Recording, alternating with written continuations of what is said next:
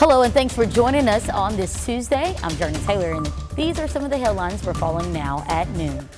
So I have to find them. I have to, for my sake, for my family's sake. I have to.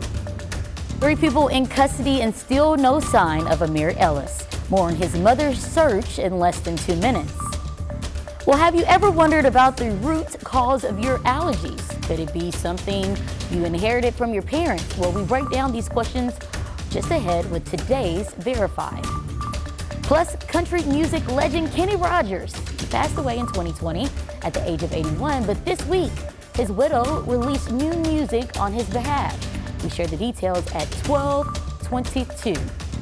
I just want to sing Islands in the Stream. That's exactly what was coming to my mind. So I'm happy you're doing it because the viewers at home would not want to hear my rendition. I love that song. Yeah, it feels kind of tropical out there. At least it's warm. It's not exactly humid. Our temperatures have risen into the 80s, but we are lacking that tropical humidity. 83, the current reading in the capital city, up to 86 in Pine Bluff. Russellville now in the 80s as well after spending most of the morning in the 70s. Our satellite and radar shows most of us enjoying a sky full of sunshine here at the noon hour, with some clouds beginning to build into parts of western Arkansas. I do think we'll see some of those afternoon cumulus clouds bubbling up over the next few hours, eventually becoming partly cloudy for your afternoon drive home. Temperature-wise, we should end up right around 89 degrees. And yeah, that's warm. But thankfully, because of the lower humidity, it's not going to feel too bad outside today. I'm afraid to tell you, though, we are tracking a bit of a warm-up. Temperatures gradually rebounding into the 90s across Arkansas later this week. And as that thermometer rises, well, so does the humidity. The good news with that is we really need some rain. We've not seen good, meaningful rain in about 11 days. Those rain chances, they're there. They're low, though. I'll tell you when you could potentially expect a few raindrops here coming up in just a few moments. All right, thank you, Scott. Right now, authorities are searching for 2 missing persons. The first in Garland County. The location of a Hot Springs man remains a mystery, even though 3 people are under arrest for kidnapping him. As THV11's Jalissa Garza reports, family and volunteers are still searching for Amir Ellis. May the 17th. That day started off normal for Jessica Ellis, but it took a turn for the worse. I cried and I cried and I cried and I cried all night. She learned her son, 20-year-old Amir Ellis, was nowhere to be found. Amir's been missing 14 days today. 14 days too long. Jessica says the past 14 days have been difficult. It's like waking up in the same nightmare every single day. Hot Springs police have announced they arrested 3 people in relation to his disappearance. 18-year-olds Nathaniel Speed and Alexia Chambers are charged with kidnapping. A juvenile was also taken into custody. But so far, there's still no answer to the question, where is Amir? It's one thing if your child, passes or gets murdered or something, you can work through those things. You absolutely can't work through the unknown. You can't work through not knowing. That's why family and friends spent Monday afternoon searching for Amir in Jessieville. Several tips that came in last night of the same map with the same circle of a specific area around Beaudry Circle in Jessieville. As the search continues, support is pouring in. A lot of mothers on there say, I'm so strong, and how they, look up to me. But like I told one of them this morning, my strength comes from them every day. Jessica says she's holding on to hope that she will find her son soon.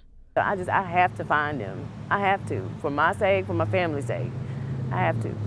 In Jessieville, Jalissa Garza, THV 11 News. And in Conway, police there are searching for 60-year-old Daryl Huxley. His family hasn't heard from him in 2 months, and they're concerned for his well-being. He's about 5'10", 165 pounds, and you can see he has gray hair and blue eyes.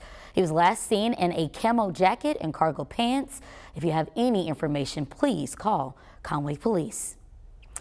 Here in Little Rock, police say 1 person is still in critical condition this afternoon after a shooting took place in the River Market Monday afternoon. According to officials, it happened just before 1 o'clock at the parking deck about 2 blocks south of the Pavilion. Officers arrived at the scene and found somebody suffering from a gunshot wound. Police secured the area and took the victim to the hospital.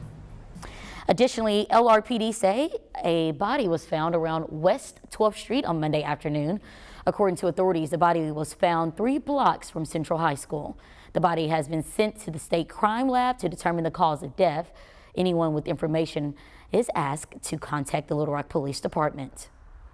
Well, today was originally court day for Candace Scott in a jury trial. She's the Arkansas woman accused of selling stolen body parts on Facebook Marketplace. Scott is a former mortuary worker.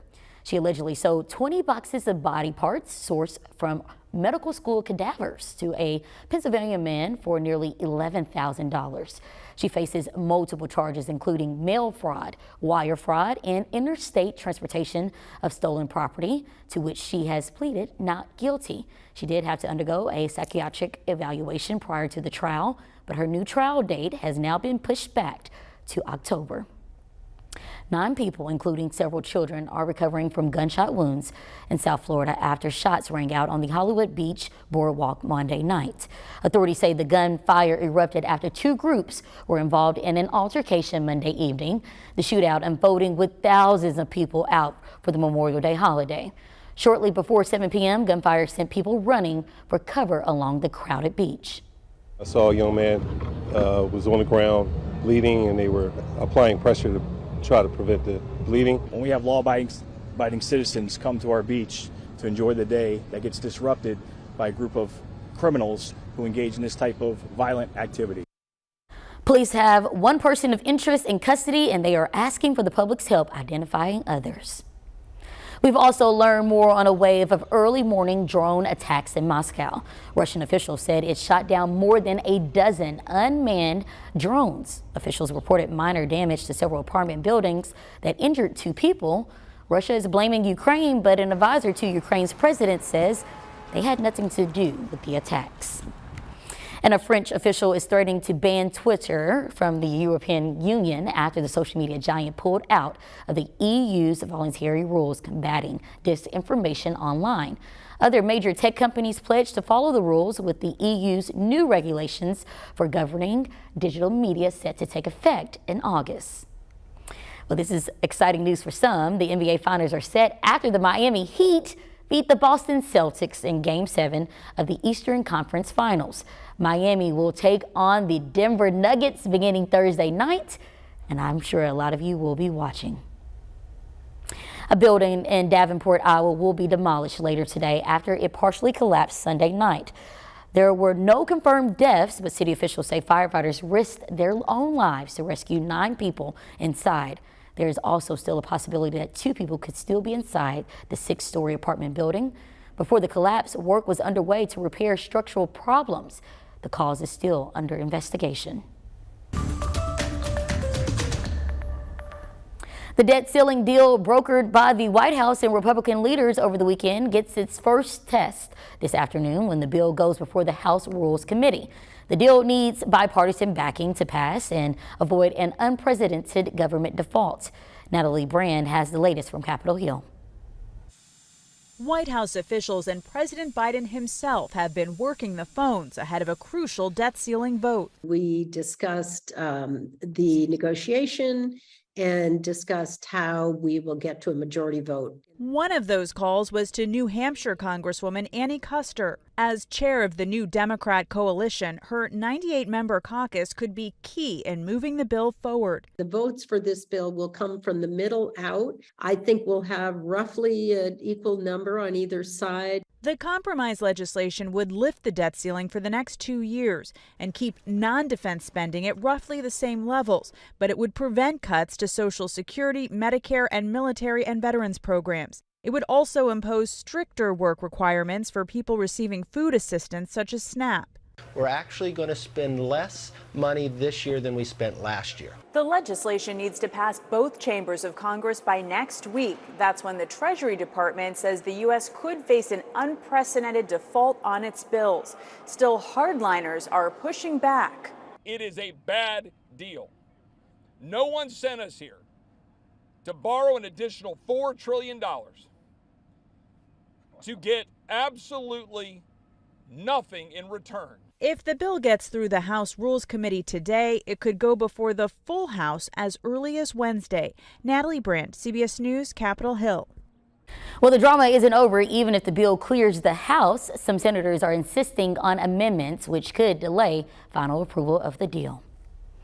Well, we inherit our looks from our parents. maybe even our traits, but are allergies passed on as well? The Verify team has the answer after the break, but first, let's do a quick check of our forecast. Scott, what do you think about it? Well, look, I don't know. I'm intrigued to find out myself, but I'll tell you, either way, I think a lot of allergy sufferers may be feeling the effects. It would be nice if we could get a little bit of rain to kind of clear the air just a bit. Is there any in the forecast? Well, we do have some low wind chances. We'll take a look at the timing of when, as well as when we're expected to find ourselves back in the 90s. That could be pretty soon. More details on that forecast coming up after the break.